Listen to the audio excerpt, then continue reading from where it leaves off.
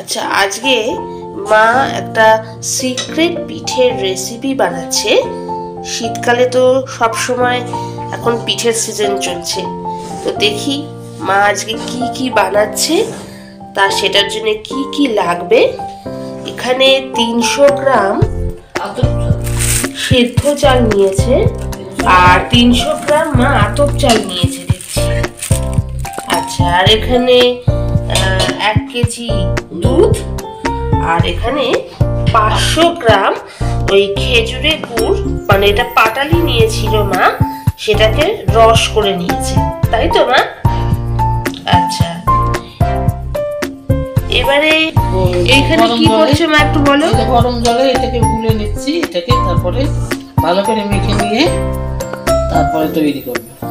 ও, এটাকে জল গরম করে তারপরে এই চালের গুঁড়ো দুটোকে মিশিয়ে নিয়েছো? হ্যাঁ, মানে একটা ওই ডো তৈরি করবে, তাই তো? হ্যাঁ হ্যাঁ,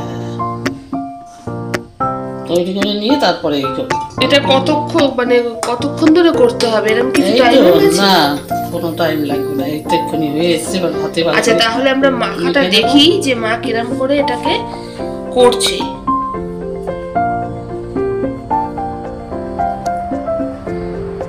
ভালো করে দিয়েছি, হয়ে গেল? না না, এখানে নিয়ে এটাকে গরম জলে ভালো করে মেখে নিতে হবে। গরম জল ছাড়া এটা হবে না, তাই তো?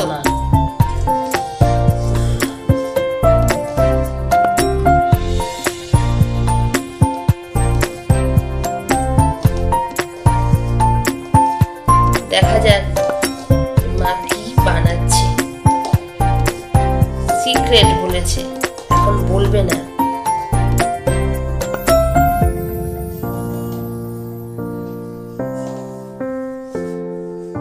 এখন রাখ না, হয়ে যাচ্ছে তারপরে।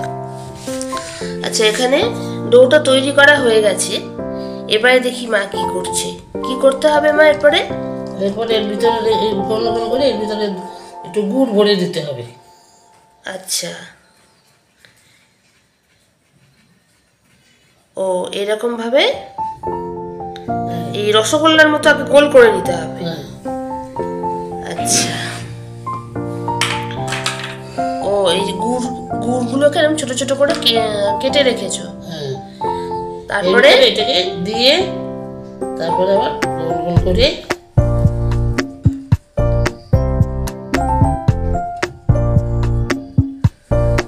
আর দুটো একটু দেখাও দেখি কিরকম করছো। তাহলে আমি একটু সাথে সাথে করবো।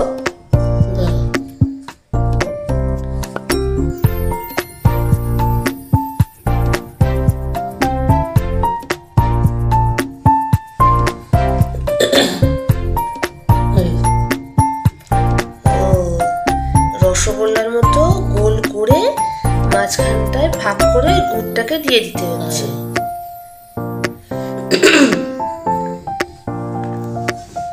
এই যে এইরকম জিনিসটা দেখতে এরকম, খেতে খুব সুন্দর। সে তো দেখেই মনে হচ্ছে। যত বাসি হবে তত খেতে ভালো লাগবে। আমাদের এটা পুজো হয়, দৌলো পুজো। ও, তার মানে পিঠেটার নাম কি দৌলো? হ্যাঁ, এটা আমাদের বাস্তু পুজো বলে না, এই পুজোটা যে পুজোটা করবে তাকে এরকম ছোট্ট ছোট্ট করে দেয়, তখন 21টা করে খেতে হবে। ও মানে যে এই দৌলো পুজো মানে বাস্তু পুজোটা করে, পুজোতে বসে, তাকে যে করে ঘরে বাস্তু পুজো, হ্যাঁ, তাকে এরকম 21টা করে খেতে হয়, তখন এই সাইজটা একটু ছোট ছোট করে দেয়। আচ্ছা, মানে 21টা তাকে খেতেই হবে। এটা তোমাদের ওই বাংলাদেশের গ্রামে হতো, তাই তো? আচ্ছা, দেখি আর দুটো তুমি করো, তারপর আমি একটু তোমার সাথে সাথে করি।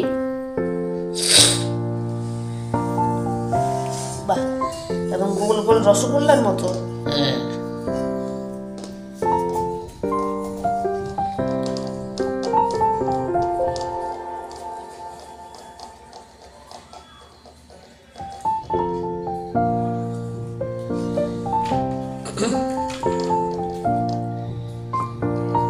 এই যে ঠিক এইরকম ভাবে মুখটা বন্ধ করে আবার একটু পাকিয়ে নিতে হবে।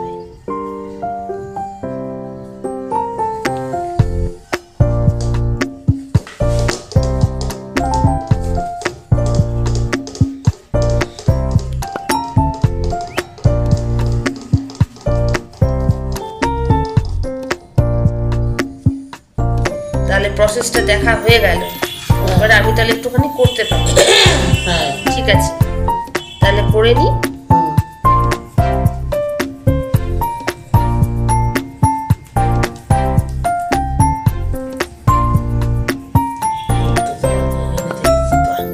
ভালোই হয়েছে তো দেখতে।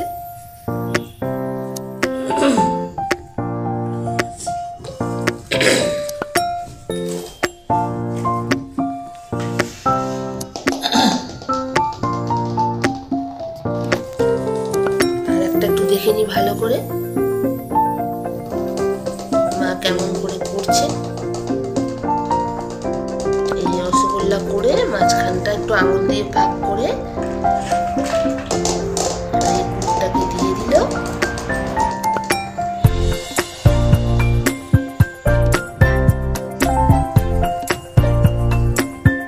তারপর আবার এটাকে পাকিয়ে এই রসগোল্লা বানিয়ে নিতে।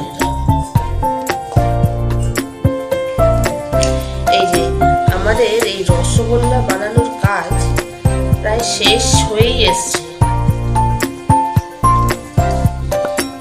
বাহ, 1 প্লেট রসগোল্লা হয়েছে।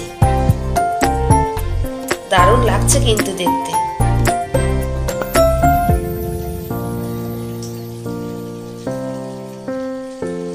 এই যে রসগোল্লাটা পাকালো, ভিতরে ছোট্ট গুড়ের এটা দিল, দিয়ে মুখটা বন্ধ করে আর একবার গোল পাকাচ্ছি। ঠিক এরকম করেই প্রসেসটা, তাই তো মা?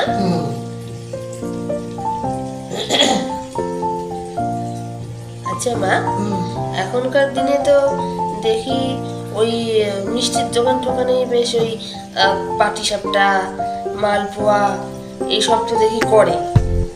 এখন সবাই ঘরে করতে পারে না, পেছনে সব কিনে কিনে খায়। তাও ঘরের মতন স্বাদ হবে না বলো?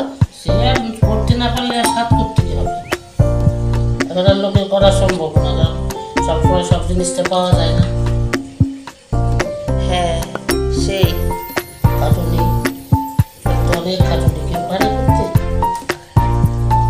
ওই জন্য সব বুঝলে টোটোই কিনে খায়, সব পাওয়া যাচ্ছে, কিনতে আর করতে যাবে ঘরে। খেতে পারবে সে কষ্ট করে, ঘরে খাওয়ার জিনিসটা তো খুব ভালো লাগে খেতে। সেটাই, পিঠে ঠিঠে গুলো ঘরে করে খেতেই সব থেকে বেশি ভালো লাগে।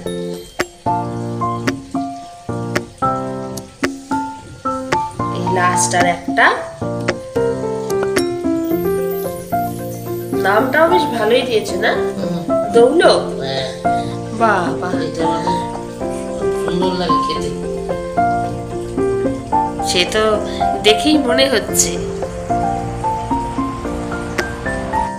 যখন তৈরি হয়ে যাবে তখন খাবে, ভিতরে থেকে বুঝবে। ও, তার মানে মুখে পড়লে মানে তখন ভিতরে একটা গুড়েরও একটা স্বাদ পাবে। যাক, এই হয়ে গেল আমাদের 1 প্লেট রসগোল্লা তৈরি, ভিতরে গুড় ভরা। আচ্ছা, এখানে এখন দুধটা জাল হচ্ছে। কতক্ষণ জাল দিতে হবে? 15-20 মিনিট ঘন করতে হবে। 15-20 মিনিট দুধটা জাল দিয়ে একটু ঘন করতে হবে। ঠিক আছে, দুধটা থেকে ততক্ষণ জাল হোক। দুধ জাল হয়ে ঘন হয়েছে। এবারে ওই খেজুরের ওই রসটা দিয়ে দিচ্ছে মা। খেতে তো মনে হচ্ছে দারুণ হবে। এক তো শীতের খেজুরে গুড়ের স্বাদই আলাদা, বলো?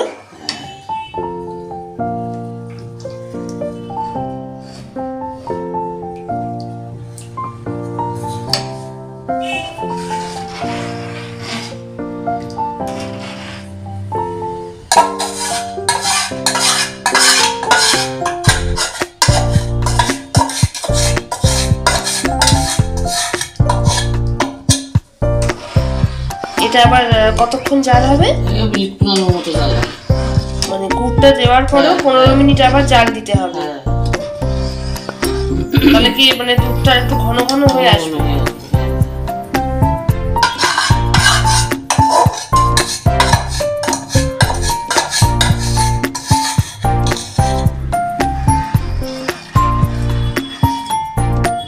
ঠিক আছে, তাহলে আবার 15 মিনিট জালটা হোক।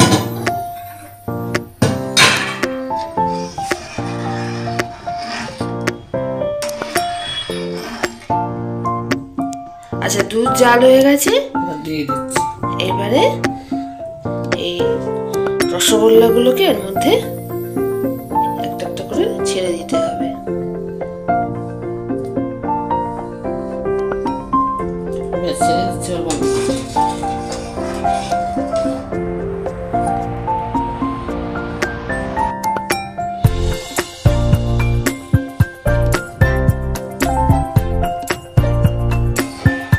সব রসগোল্লাগুলো যে দেওয়ার পরে এবারে একটু হালকা করে নেড়ে দিতে হবে, তাই তো? নাড়তে নাড়তে ঘন হবে।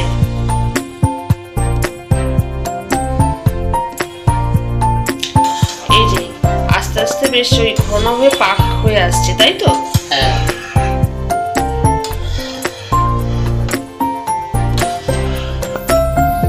দেখতে বেশ ভালোই লাগছে, মনে হচ্ছে যেন কড়াই ভর্তি রসগোল্লা। দেখতেও ভালো, খেতেও সুন্দর।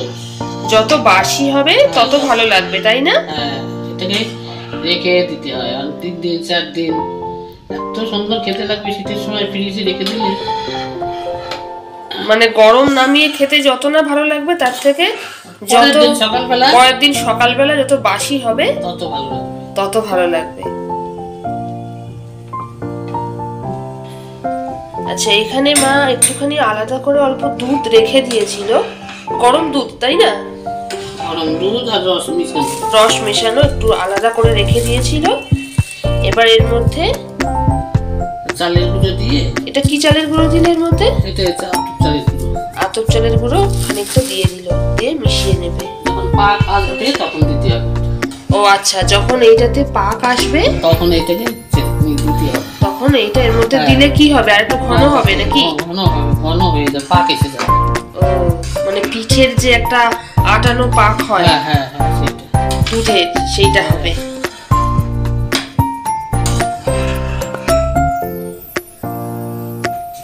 খেতে যা সুন্দর, মানে বানানোটা সেরকম একটা খুব কঠিন না, খেতে খুবই সুন্দর। সে কি আর বলতে, দেখেই তো মনে হচ্ছে এখনই যেন কড়াই থেকে নিয়ে গরম গরম খাই। খেতে এত সুন্দর, খেলে তাহলে মানে খেলে একদম মনে হবে না শীতকালে বেশ একটা, এই পিঠাটাই হচ্ছে মেন। হ্যাঁ, এটা সেদ্ধ পুলি পাটিসাপটা ও তো সবসময়ই হয়। এটা একটা পুরো অন্য রকমের পিঠের রেসিপি। সেদ্ধ পুলি পাটিসাপটা, সরার পায়েস, ওগুলো তো অন্যরকম, এটা হচ্ছে আলাদা, নামটাই তো অন্যরকম, দৌলো পিঠে। মন প্রাণ ভরে যাবে একদম খেলে। 3 দিন 4 দিন রেখে খেতে হবে, একদিনে খেলে ভালো লাগবে না। আজকে করলাম, কাল সকালে খাবি, সারাদিন খাবি, ভালো লাগবে, তারপরের দিন খাবি আরো ভালো লাগবে, তারপরের দিন খাবি। মানে ওই এক কথায় যত বাসি হবে তত মানে আনন্দ করে খাবো, মনে হবে যেন অমৃত খাচ্ছি। হ্যাঁ, খেজুরের রস আর দুধ দিয়েই করতে হবে। রসকে ঘন করে সেই রস দিয়ে, খেজুরের গাছের রস দিয়ে আর দুধ দিয়ে, তা নাহলে ভালো লাগবে না।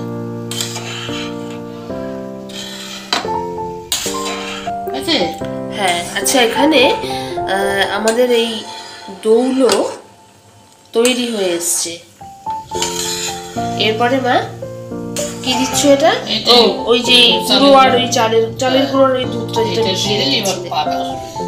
আচ্ছা, মানে এটা নামানোর আগে দিতে হয়, তাই তো? তবেই পাক এসে যাবে।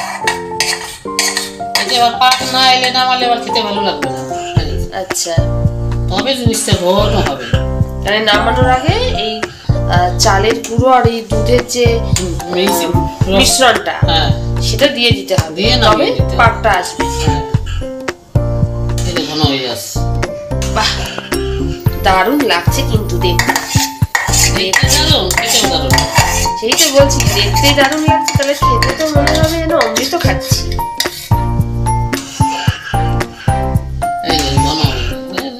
হ্যাঁ সত্যি তো। এইটা দেওয়ার পরেই দুধটা কিন্তু পাক এসে ঘন হয়ে গেল আরো। মানে এইটা যত ঘন হবে তত বেশ ভালো লাগবে, তাই না? একটু ক্ষীর ক্ষীর টাইপের মতন হয়ে যাবে ঘন হয়ে।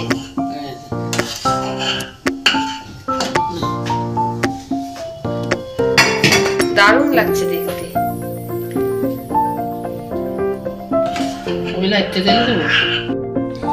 এই যে আমাদের শীতের একটা নতুন পিঠে দৌলো একদম গরম গরম রান্না কমপ্লিট।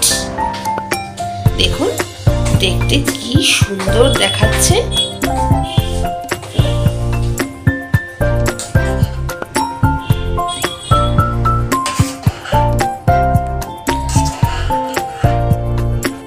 তাহলে আজকের ব্লগটা আমি এখানেই শেষ করলাম। আপনাদের আজকের ভিডিওটা কেমন লাগলো অবশ্যই কিন্তু কমেন্ট করে আমাকে জানাবেন, আর বাড়িতে ট্রাই করে দেখবেন কত ভালো লাগে এটা খেতে। আজকের ভিডিওটা আপনাদের কেমন লাগলো আমাকে তো অবশ্যই জানাবেন কমেন্টে, তার সাথে ভালো লাগলে একটা লাইক করে দেবেন। সকলে ভালো থাকবেন, সাবধানে থাকবেন, সুস্থ থাকবেন। দেখা হবে পরের একটা নতুন ব্লগে।